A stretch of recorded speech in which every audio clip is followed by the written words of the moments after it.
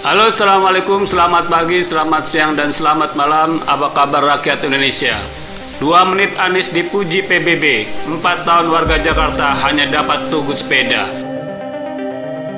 Sebagaimana ramai diberitakan oleh media, mantan wali kota Toronto, Kanada David Miller menyanjung Gubernur DKI Anies Baswedan dalam acara dialog Between C40 yang digelar secara virtual Jumat tanggal 16 bulan April tahun 2021 malam.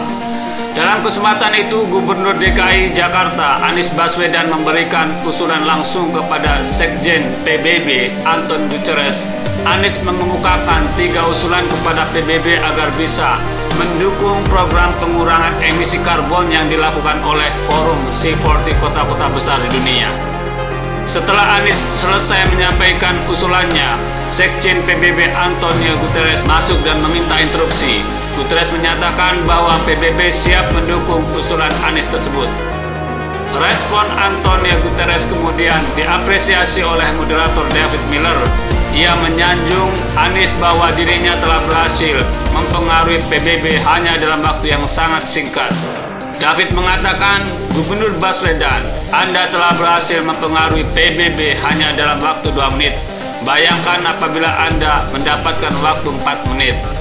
Menanggapi pemberitaan di atas, kiranya semakin meyakinkan publik bahwa Anies bukanlah sembarang orang. Latar belakang akademisi yang dimilikinya menunjukkan Anies adalah seorang visioner atau kemampuan untuk melihat ke depan, melebihi penglihatan orang lain. Namun bagi kami, Anies bukan seorang eksekutor di mana ia tahu persis apa yang dikerjakannya dan mengerti apa yang ia butuhkan. Dengan kata lain, seorang visioner tidaklah berarti banyak jika ide-ide yang diutarakan hanya sebatas di mulut saja. Bisa dikatakan di masa 4 tahun menjabat, di balik visi-visi yang Anies ungkapkan sebelumnya, ia seolah tidak memiliki orang-orang tepat yang mampu mendeskripsikan gambaran legit dari kepemimpinannya. Entah apakah jumlah anggota tim gubernur untuk percepatan pembangunan yang Anies miliki saat ini kurang atau malah tidak berfungsi dengan baik.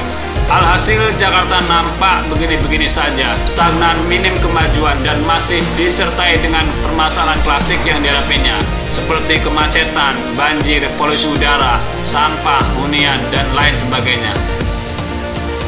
Selama 4 tahun menjabat, warga Jakarta diasai oleh polemik diantaranya rumah DP 0%, OKOC, reklamasi Teluk Jakarta, tepi trotoar, cat atap rumah warna-warni, revitalisasi Monas, revitalisasi Taman Ismail Marzuki, perhelatan Formula E, instalasi seni bambu getah-getih, instalasi batu gabion, lajur khusus sepeda, hingga tugu sepeda, entah apalagi berikutnya. Kinerja Anies dari awal menjabat hingga menjelang akhir masa jabatannya tidak nampak ada peningkatan signifikan. Anies seperti teralihkan oleh perhatian yang lain di mana ia lebih mengutamakan citra ketimbang kerja nyata.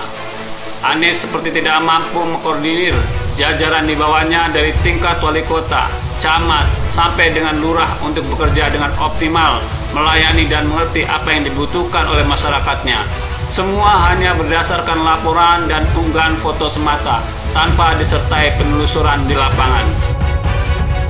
Inilah salah satu contoh, sekalipun jalan di Jakarta berlubang dan penuh tambalan seolah bukan bagian yang menjadi prioritasnya. Program-program masyarakat seperti Dasa Wisma dan Jumantik yang tidak ada manfaatnya dan sebagainya. Banyak jumlah anggaran DKI Jakarta justru seperti tidak berguna karena manfaatnya tidak dirasakan oleh segenap masyarakat. Berkaca dari unggahan mengenai Anies disanjung seakan membuktikan bahwa Anies Baswedan memang sosok spesial. Tetapi kita ini hidup di dunia nyata, di mana seorang mau dengan julukan Special One pun harus dipecat karena performa buruk timnya. Lantas bagaimana dengan Anies Baswedan?